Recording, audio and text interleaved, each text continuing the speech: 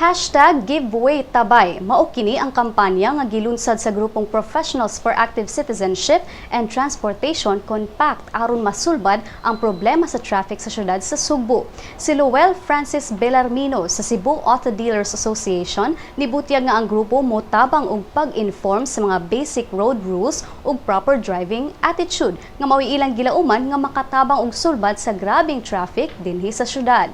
Si CITOM Executive Director Victor Caindec nibutyag nga nalipay sila nga ang mga private groups nitabang kanila. Dugang sa opisyal nga ang mga drivers nga dili mosunod sa mga traffic rules mao'y nakatampo sa kahuot sa mga dan. Ang mga grupong Professionals for Active Citizenship and Transportation ug ang Cebu Auto Dealers Association niuyon nga makikita sa CITOM matag buwan aron sayran ang traffic management solutions ug ubang concerns kalabot sa problema sa traffic.